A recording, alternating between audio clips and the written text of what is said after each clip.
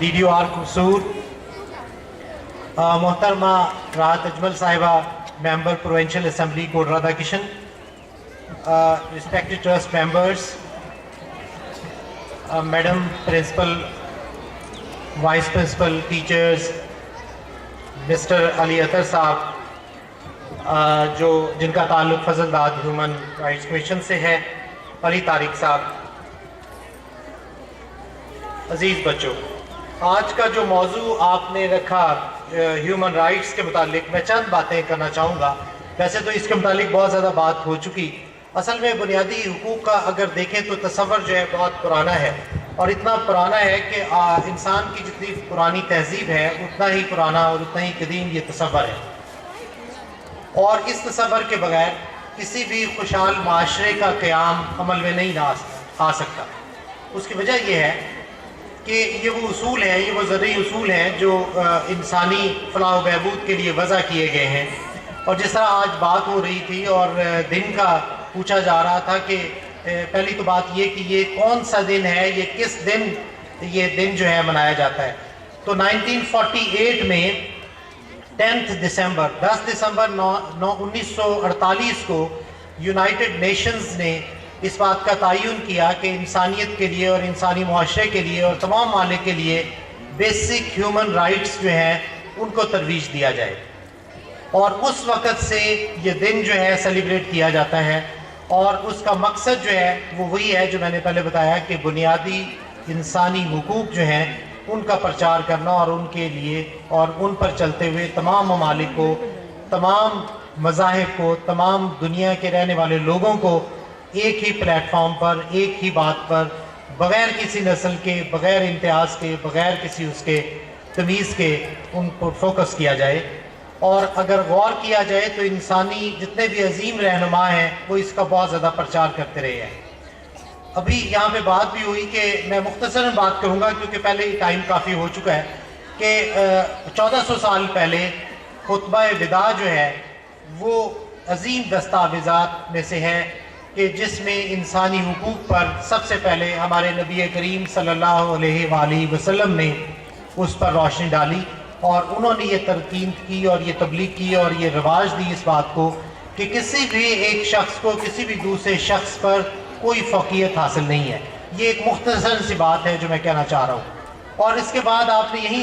تقریر میں سنا کہ 11 اگست 1947 کو قائد اعظم محمد علی اجرا نے پاکستان کی پہلی قانون ساز اسمبلی میں تقریر کرتے ہوئے کہا تھا کہ آپ آزاد ہیں اپنے مذاہب کے اندر رہتے ہوئے, آپ آزاد ہیں اپنے مسجدوں میں جانے کے لیے, اپنے مندر میں جانے کے لیے, اپنے کلیسا میں جانے کے لیے. اور انہوں نے اس بات کا وعدہ کیا تھا کہ پاکستان ایک ایسی مملکت ہوگی جہاں کسی کو دوسرے پر فوقیت حاصل نہیں ہوگی. اور یہ ساری باتیں, یہ الگ المیہ ہے ہمارے معاشرے کا کہ ہم نے ان تمام ذرعی اصولوں کو جو ہمارے نبی کریم صلی اللہ علیہ وآلہ وسلم نے ہمیں بتا کر گئے تھے ان کو پس پش ڈال دیا. یہاں تک کہ ہمارے جو صاحب نظریہ ہیں, ہمارے جو پاکستان بنانے والے ہمارے جو لیڈر ہیں, ہم نے ان کی باتوں کو بھی یکدم فراموش کر دیا. اور اس کی وجہ سے آج ہم یہ جو ہمارے ہاں تشدد ہے, منافرت ہے, باہمی کشمکش ہے, یا انتہا پسندی کی جو باتیں ہیں وہ اسی وجہ سے آج ترویج پا رہی ہیں, اور ہم اس المیے سے دوچار ہیں. حالانکہ غور کیا جائے تو بات سیدھی سی ہے, بات واضح ہے کہ جب ایک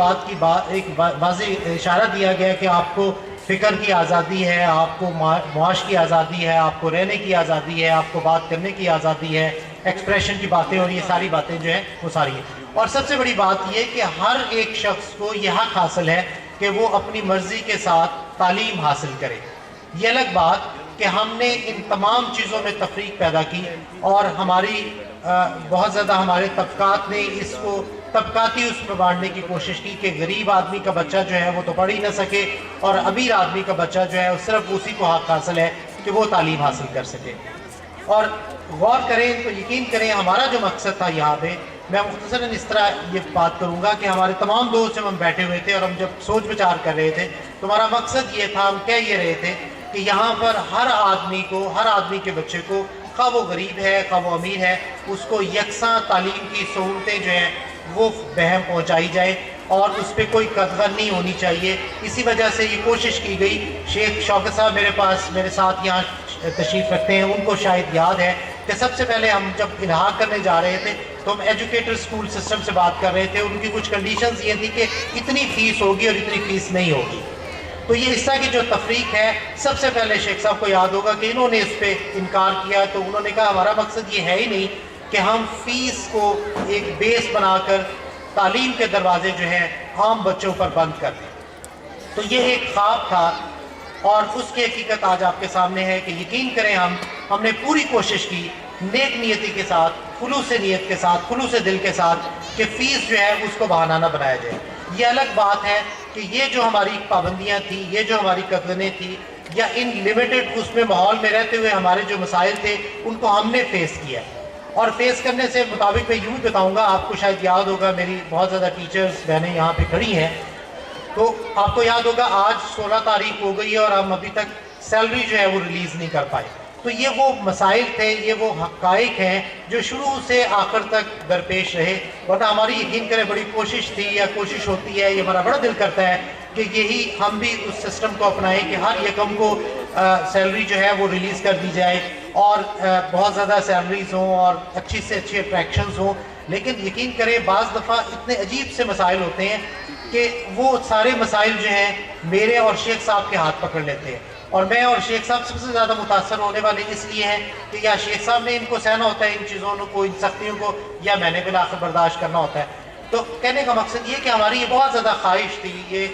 ہماری بڑی اچھی ابھی بھی خواہش ہے، اللہ کرے یہ وہ دن بھی آئیں کہ ہمیں یہ مسائل جو ہیں یہ ختم ہوں۔ لیکن بات سیدھی سی ہے کہ ہم نے ان تمام مسائل کے اندر رہتے ہوئے اپنے ان چیزوں کا جو ہے حل ڈھونڈنا ہے۔ میں انتہائی مشکور ہوں آپ لوگوں کا کہ آپ بھی بہت زیادہ تعاون کرتے ہیں، ورنہ کون اتنا انتظار کرتا ہے کہ 15-16 دن ہو گئے اور سیلری ابھی تک نہیں ملی۔ آپ کو پتہ ہی ہے کہ سیلری مل ہی جانی ہے۔ ایک بات ضرور کرنا چاہوں گا، بڑی مجھے پیچھے سے کچھ آ رہا تھا انپٹ کہ چھٹی جو ہے وہ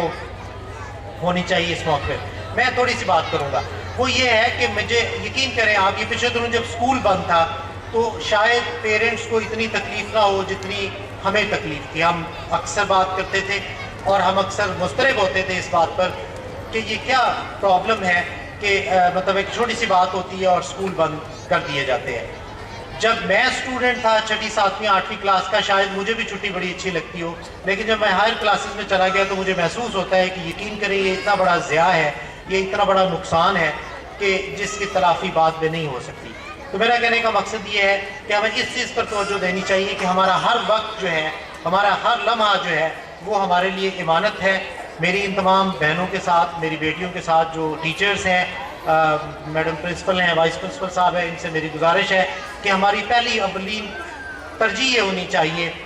کہ ہم اپنا وقت جو ہے، اپنے بچوں کا وقت جو ہے، اس کے ایک ایک لمحے کا جو ہے ہم حساب دیں ہیں، اور ہم نے حساب دینا ہے۔ میرا اس پہ پورا ایمان ہے اور ہمیں پوری کوشش کرنی چاہیے کہ نیتی کے ساتھ، خلوص دل کے ساتھ ہم اپنے اللہ کی حضور سرخرو ہوں کہ ہم نے ایک ایک لمحہ جو ہے وہ ضائع نہیں کیا۔ اور آخر میں امجد اسلام امجد کے ایک اس شعر کے ساتھ میں اختتام کروں گا۔ انسانی حقوق کے متعلق تھی اصل میں کہ یہ تو ہر ابن آدم کی میراث ہیں اور کسی کا بھی ان پر چارہ نہیں، مجھ کو تعلیم، محنت اور امید کی 7 رنگوں بھری ایک دھنک چاہیے، مجھے اس جینے کا حق چاہیے، مجھے اپنے جینے کا حق چاہیے۔ بہت بہت